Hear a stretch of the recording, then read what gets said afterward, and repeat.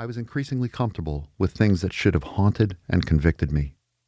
I was okay with things as they were. I felt little need for change. I just didn't see the spiritual schizophrenia that personal ministry life had become.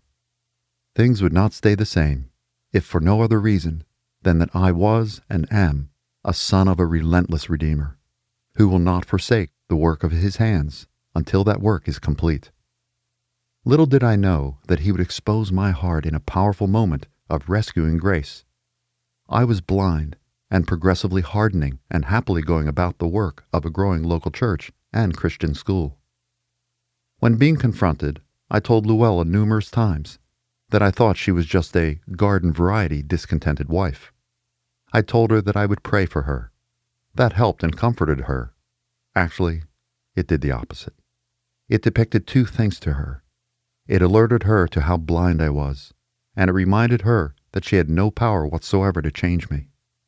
The change that was needed would take an act of grace. Luella was confronted with the fact that she would never be anything more than a tool in God's powerful hands. But God blessed Luella with the perseverant faith that she needed to keep coming to me, often in the middle of very discouraging moments. What I am about to share next is both humbling and embarrassing. On one occasion, as Luella was confronting me with yet another instance of my anger, I got on a roll and actually said these deeply humble words. 95% of the women in our church would love to be married to a man like me. How's that for humility? Luella very quickly informed me that she was in the 5%. How blind does one have to be to let a statement like mine roll out of one's lips? God was about to undo and rebuild the heart and life of this man, and I did not know I needed it and had no idea that it was coming. My brother Ted and I had been on a ministry training weekend and were on our way home. I never thought that a single trip up the northeast extension of the Pennsylvania Turnpike could be so momentous. Ted suggested that we try to make what we had learned over the weekend practical to our own lives. He said, "Why don't you start?" and then proceeded to ask me a series of questions. I think I will celebrate what happened next for 10 million years into eternity. As Ted asked me questions, it was as though God was ripping down curtains, and I was seeing and hearing myself with accuracy for the first time. There is no way that I can overstate the significance of the work that the Holy Spirit was doing at that moment in the car through Ted's questions. As God opened my eyes in that moment, I was immediately broken and grieved. What I saw through Ted's questions was so far from the view of myself that I had carried around for so many years that it was almost impossible to believe that the man I was now looking at and hearing was actually me. But it was. I couldn't believe what I saw myself doing and heard myself saying as I recounted scenarios in answer to Ted's questions.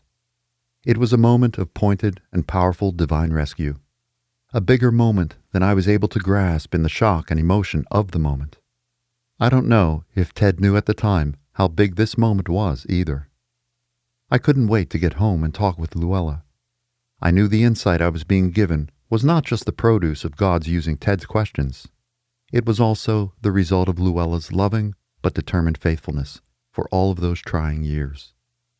I am a man with a lively sense of humor, and I often enter the house humorously, but not this night. I was in the throes of life-altering, heart-reshaping conviction. I think Luella knew right away that something was up by the way I looked. I asked her if we could sit down and talk, even though it was late. As we sat down, I said, "I know you have been trying for a long time to get me to look at my anger, and I have been unwilling. I have always turned it back on you, but I can honestly say for the first time that I am ready to listen to you. I want to hear what you have to say." I'll never forget what happened next. Luella began to cry. She told me that she loved me, and then she talked for 2 hours. It was in those 2 hours that God began the process of the radical tearing down and rebuilding of my heart. The most important word of the previous sentence is process. I wasn't zapped by lightning. I didn't instantly become an unangry man. But now I was a man with eyes, ears, and heart open. The next few months were incredibly painful. It seemed that my anger was